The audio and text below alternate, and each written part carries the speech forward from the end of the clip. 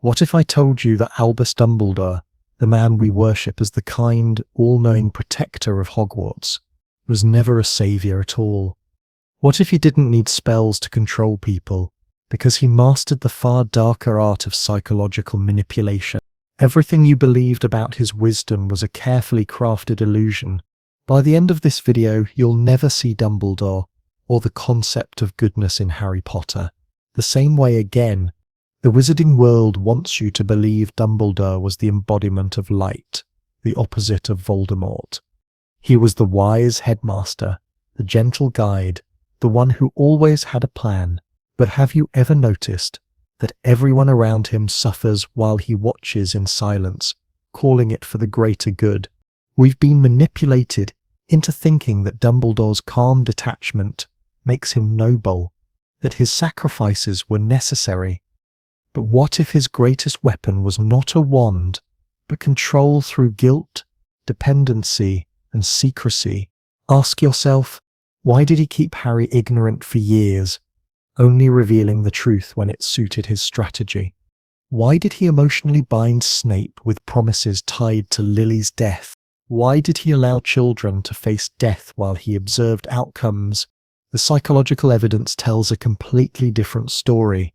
Dumbledore was not a benevolent leader.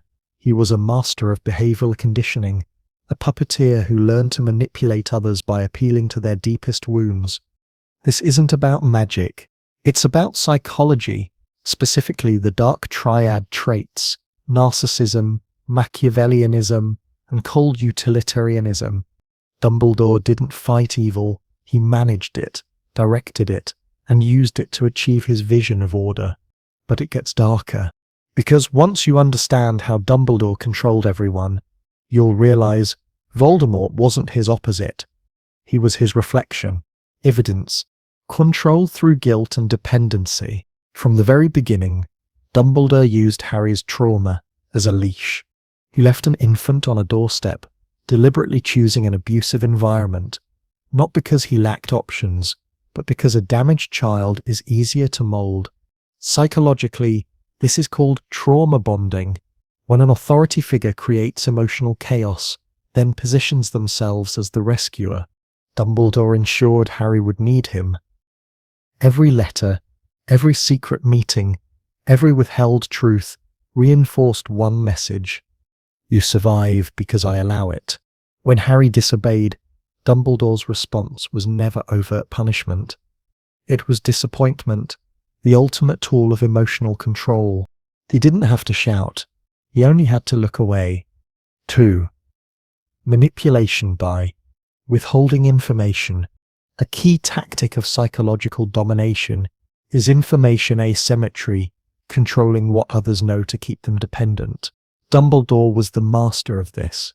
He knew about the prophecy, the Horcruxes, even Snape's divided loyalties, but he revealed truths only when they served his design.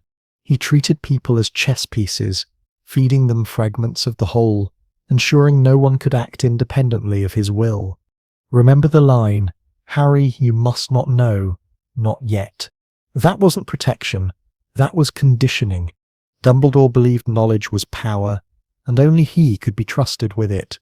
Even the Order of the Phoenix operated under half-truths. Moody, Lupin, Tonks, all loyal, all expendable. Dumbledore's brilliance lay not in his spells, but in his ability to make intelligent people grateful for his secrecy. 3. The illusion of choice. When people believe they have agency, they comply more willingly. Dumbledore weaponized this principle flawlessly. He gave Harry choices that were already predetermined. The Triwizard Tournament, the Horcrux Hunt, even the final walk into the Forbidden Forest, all disguised as heroic autonomy, yet orchestrated to lead to one endpoint: Harry's sacrificial death. Psychologists call this learned helplessness, conditioning someone to accept fate while believing it's their decision. And when the victim internalizes the control, resistance becomes impossible. Dumbledore didn't kill Harry, he made him volunteer to die. That's not mentorship, that's psychological warfare.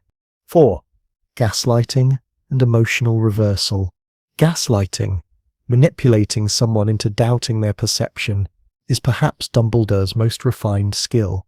He praised Harry for bravery, while blaming him for consequences Dumbledore himself engineered. When Sirius died, Harry was consumed by guilt. The perfect emotional collapse for a controller to exploit. Did Dumbledore comfort him? No. He intellectualized it. You must understand, Harry. Pain is part of being human. That's not empathy. That's gaslighting disguised as wisdom. He reframed trauma as moral growth, conditioning Harry to see suffering as virtue. Even Snape was gaslit. Dumbledore dangled redemption before him while using his guilt over Lily as a psychological leash. You disgust me, he'd imply, yet Snape obeyed, because abusers often mix cruelty with purpose. Snape wasn't loyal, he was trauma-bound. 5. Moral narcissism, the savior complex.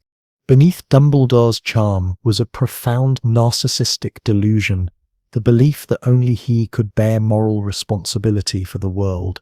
He crafted his identity as the architect of peace, justifying every deception with the phrase, "for the greater good." This is textbook moral narcissism, using virtue as a mask for control. He didn't destroy Voldemort to protect humanity. He did it to preserve his own moral narrative. He needed to be the one who decided what was right. That's why he refused to let anyone else kill Voldemort or guide Harry, because in his mind no one else could understand the weight of righteousness as he did. He played God, and everyone else became his worshipper. 6. The mirror image of Voldemort. Now comes the most disturbing symmetry. Voldemort sought immortality through domination. Dumbledore sought immortality through legacy. Both isolated themselves from emotion. Both used others as means to an end, and both saw love not as a feeling but as a tool. Voldemort exploited fear. Dumbledore exploited hope. The difference is that Voldemort's tyranny was visible, while Dumbledore's was moralized, and history always forgives the manipulator who hides behind righteousness. By the time of his death, Dumbledore had achieved what Voldemort never could, total obedience without coercion. People mourned him, not realizing they were still following his invisible commands. Even after death, his control persisted through letters, portraits, and final instructions. The puppet master died, but the strings remained. 7. The death that wasn't redemption. Many call Dumbledore's death noble, a final act of sacrifice. But what if it was his final manipulation? He choreographed his own death to preserve his saintly image and absolve himself of guilt. He knew the poison was spreading, yet instead of confession, he chose spectacle. He orchestrated Snape's killing blow, cementing his role as martyr and Snape's as villain, the final reversal in a lifetime of psychological theatre. That's the ultimate narcissistic act, controlling your legacy from beyond the grave. He didn't just plan his end, he planned how we'd feel about it, and we fell for it. The horrifying truth is that Dumbledore didn't fight evil, he refined it. He learned that psychological manipulation achieves what dark magic never could. Voluntary submission. Every spell has a counter-spell. But emotional control? That endured. Harry, Snape, even Voldemort. Each was part of Dumbledore's grand experiment in obedience and guilt. The real war wasn't between good and evil. It was between two philosophies of control. Voldemort ruled through fear. Dumbledore ruled through love, twisted into duty. This reveals the darkest aspect of human psychology. That people will forgive manipulation if it's delivered gently. That will surrender autonomy to anyone who makes us feel noble for obeying. Dumbledore's power wasn't his wand. It was his understanding of how fragile morality truly is. He didn't control people without magic.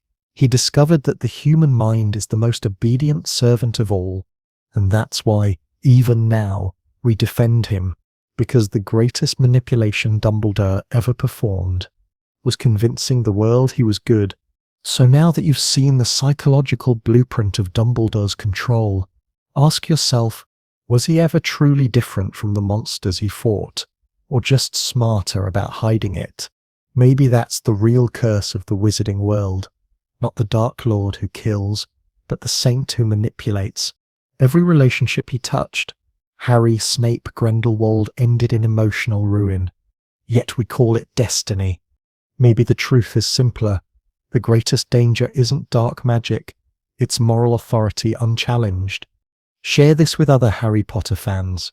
They need to see the other side of the wand, because next time we'll expose another untold secret of the wizarding world, the psychology of control behind the entire Order of the Phoenix. This is only the beginning. The light you trusted was never light at all.